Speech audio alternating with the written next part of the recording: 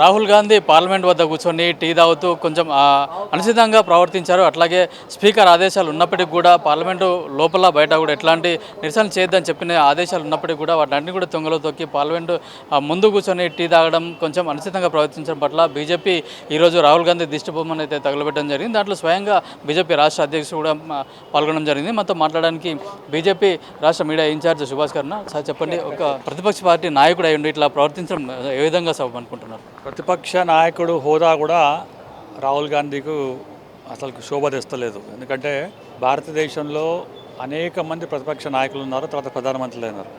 ప్రతిపక్ష నాయకుడు అంటే ఒక బాధ్యత గల నాయకుడు.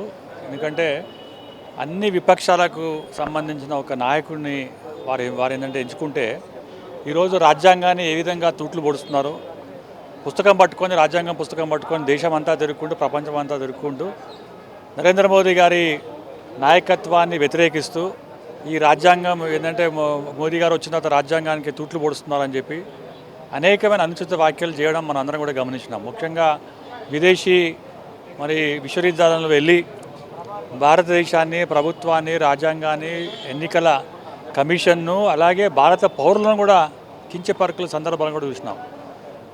ఎంత నిబంధనలు ఉన్నా ఏమున్నా కూడా పార్లమెంట్లో ఒక వేదిక ఉంటుంది. ఆ వేదికల్లో మాట్లాడాల్సిన అవసరాన్ని మనం మొత్తం గుర్తించాల్సిన అవసరం ఉంది. కానీ వీరు అవమానపరుస్తూ ఆ పార్లమెంటు చెట్ల మీద అక్కడ మెట్ల మీద కూర్చొని ముఖ్యంగా భారత రాజ్యాంగాన్ని అవమానపరుస్తున్నందుకు ఈరోజు దేశమంతా నిరసన వ్యక్తం చేస్తున్న సందర్భంలో ఈరోజు మా రాష్ట్ర అధ్యక్షుడు శ్రీ రామచంద్రరావు గారు తెలంగాణ భారతీయ జనతా పార్టీ ఎదురుగా వారి దిష్టిబొమ్మ దలగొట్టి ఒక నిరసన వ్యక్తం చేస్తున్నాం.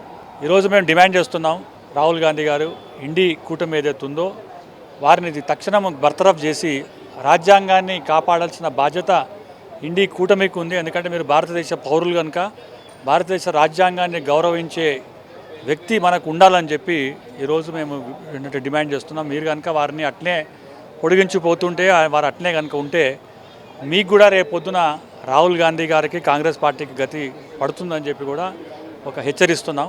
తప్పకుండా క్షమాపణ చెప్పాలని చెప్పి కూడా భారతీయ జనతా పార్టీ డిమాండ్ చేస్తుంది. ప్రపంచంలో ఓవైపు యుద్ధం జరుగుతుంటే భారతదేశానికి సపోర్ట్గా ఉండాల్సింది పోయి, ప్రతిపక్ష నాయకుడిగా ఉండాల్సింది పోయి వేరే దేశాలకు కూడా సపోర్టివ్గా మాట్లాడుతున్నారు. వాళ్ళే రాజ్యాంగాన్ని పట్టుకొని ఇప్పుడు దేశం అంతా తిరుగుతూ ఉన్నారు. దౌర్భాగ్యమైన స్థితి రాహుల్ గాంధీ గారిది, కాంగ్రెస్ పార్టీ కాదు. మనం 1973లో అప్పుడు ఒక సంక్షోభం చూసినప్పుడు కూడా ఆ రోజున్న ప్రతిపక్ష నాయకులు అనేక మంది కూడా భారతదేశాన్ని మనం అంతా ఒకటే అని చెప్పి లోపల మనం ఎంత కొట్లాడుకున్నా కూడా రాజ్యాంగాన్ని కాపాడాల్సిన బాధ్యత దేశాన్ని గౌరవించే మొత్తం గౌరవించే వ్యక్తిగా అనేకమైన నాయకులు కూడా మనం చూసినాం.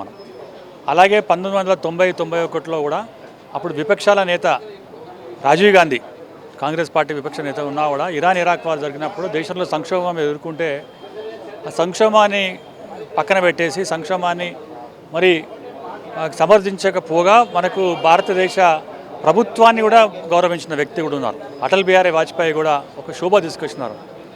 ఈరోజు అంటే చిన్నపిల్లలు కూడా అటువంటి చేష్టలు చేయరు.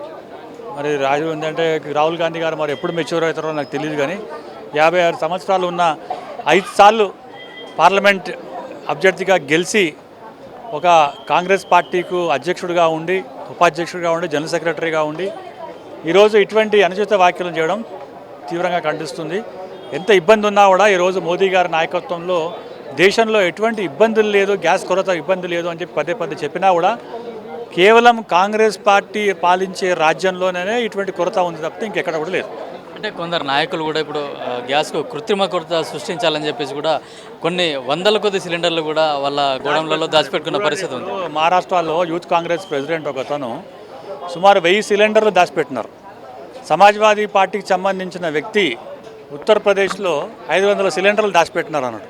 అంటే ఒక ఆర్టిఫిషియల్ షార్టేజ్, కృత్రిమ కొరత తీసుకురావాలని చెప్పి తద్వారా మోదీ గారి ప్రభుత్వాన్ని బద్నాం చేయాలని చెప్పి చేస్తున్న దానికి ఈరోజు విజిలెన్స్ కమిషను రాష్ట్రాల్లో ఉన్న విజిలెన్స్ కమిషన్ పోయి చెక్ చేస్తే ఎంత దౌర్భాగ్యమైన స్థితి అంటే భారతదేశాన్ని అవగౌరవ చేర్చే వీళ్ళు నాయకులు రాజ్యాంగంలో రాజనీతి చేయాల్సిన అవసరం లేదు. భారతదేశ పౌరులు తప్పకుండా వీరికి బుద్ధి చెప్తారని చెప్పి కూడా మేము ఆశిస్తున్నాం. శ్రీలంక జలాలలో ఇరాన్ నౌకను పేల్చివేసినప్పుడు కూడా మన ప్రధానమంత్రి నిర్లక్ష్యం వహిస్తున్నారు, ప్రధానమంత్రి దీంట్లో జోక్యం చేసుకోవాలని చెప్పేసి కూడా రాహుల్ గాంధీ కాంగ్రెస్ పార్టీ చెప్తున్నారు. అంటే అసలు మనకు సంబంధం లేని దాంట్లో కూడా మన దేశాన్ని లాగడం ఎంతవరకు కరెక్ట్? చూడండి, ఇప్పుడు మ్యారిటైమ్ లైన్ అని ఉంటుంది అన్నట్టు.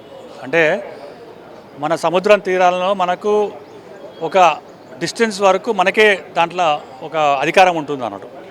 ఇది నో మ్యాన్స్ ల్యాండ్.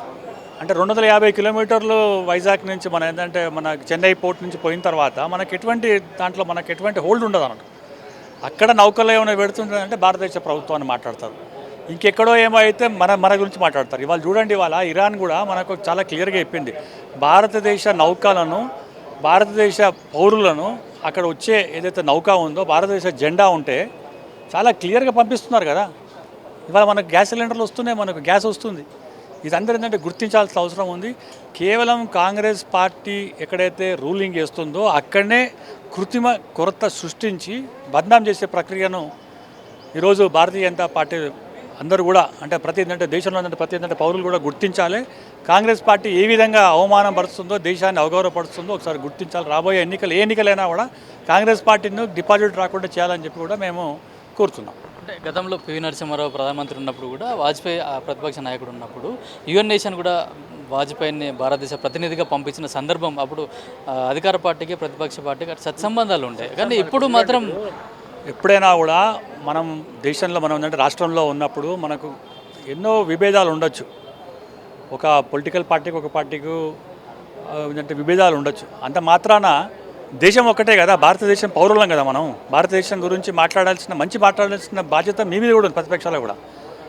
ఆ రోజు పివి నరసింహారావు గారు ప్రధానమంత్రిగా ఉన్నప్పుడు యుఎన్ జనరల్ అసెంబ్లీలో పాకిస్తాన్ గురించి మాట్లాడాలంటే ఏరి కోరి వాజ్పేయి గారిని తీసుకొచ్చినారు.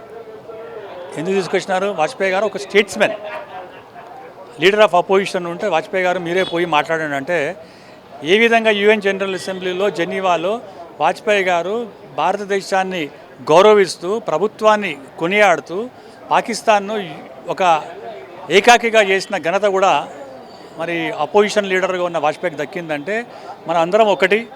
మనం లోపల మనకి ఎంత విభేదాలు ఉన్నా ఎంత ఉన్నా కూడా మనం లోపల కొట్లాడగల. ఎన్నికలు వస్తాయి పోతాయి, రాజ్యాంగం ప్రభుత్వాలు వస్తాయి పోతాయి, నాయకులు వస్తారు పోతారు, కానీ రాజ్యాంగ స్ఫూర్తిని డెమోక్రసీను ప్రొటెక్ట్ చేయాల్సిన బాధ్యత అందరి మీద ఉందని చెప్పి చాలా క్లియర్గా ఇప్పుడు మాట్లాడుకుంటున్నాం. మనం 1993 ఎక్కడ, ఇవాళ 25 సంవత్సరాల తర్వాత కూడా పివి నరసింహారావు గురించి మాట్లాడతాం, వాజ్పేయి గురించి మాట్లాడతాం. ఎందుకు మాట్లాడతాం అంటే బోత్ పీపుల్ ఆర్ స్టేట్స్మెన్. అంటే దేశాన్ని గౌరవిస్తారు, తర్వాత నేషన్ ఫస్ట్ అనే థింకింగ్ ఉంటారు. రాహుల్ గాంధీ గారు అట్లీస్ట్ వాళ్ళ కాంగ్రెస్ నాయకుడు ఉన్న పివి నరసింహారావు గురించి మంచిగా ఆలోచించాలి. ప్రతిపక్ష నాయకుడు ఇవాళ ఆయన హోదాలో, వాజ్పేయి హోదాలో ఉన్నప్పుడు ఆయన గురించి కూడా ఒకసారి పుస్తకం కనుక చదువుకుంటే ఎవరైనా కాంగ్రెస్ పార్టీలో పక్కన ఉన్న మేధావులు ఎవరైతే ఉంటారో అట్లా కాదు ఇట్లా అని చెప్తే బాగుంటుందని చెప్పి కూడా పక్కనున్న రాహుల్ గాంధీ పక్కనున్న ఏదంటే సూడో మేధావులు ఎవరైతే ఉన్నారో వాళ్ళకు కూడా మేము హెచ్చరిస్తున్నాం, మంచి మార్గంలో నడిపియండి రాహుల్ గాంధీ గారిని, లేకుంటే దేశం భ్రష్టుపడుతుంది. ఆ దేశం భ్రష్టుపడుతున్న బాధ్యత కాంగ్రెస్ పార్టీకి, రాహుల్ గాంధీకి వస్తుందని చెప్పి కూడా భారతీయ జనతా పార్టీ డిమాండ్ చేస్తుంది. అయితే రాహుల్ గాంధీ అయితే పార్లమెంటు మెట్ల మీద కూర్చొని కొంచెం టీ తాగడము అలాంటివి చేయడం పార్లమెంటుకు రూల్స్కు విరుద్ధంగా ఉన్నాయని, అట్లాగే స్పీకర్ యొక్క ఆదేశాలు ఉన్నప్పుడు కూడా వాటన్నింటి కూడా తుంగలో తొక్కి రాహుల్ గాంధీ ఇట్లా ప్రవర్తించడం సబబు కానేది. అట్లా దేశం కొంచెం క్లిష్ట పరిస్థితులు ఉన్నప్పుడు కూడా ప్రతిపక్ష నాయకుడిగా రాహుల్ గాంధీ దేశాన్ని సపోర్ట్ చేయాల్సిన అవసరం ఉందని చెప్పేసి కూడా బీజేపీ డిమాండ్ చేసింది. కెమెరామెన్ శ్రీకాంత్, కిరణ్ కుమార్, పల్లవి టీవీ, బీజేపీ ఆఫీస్, హైదరాబాద్.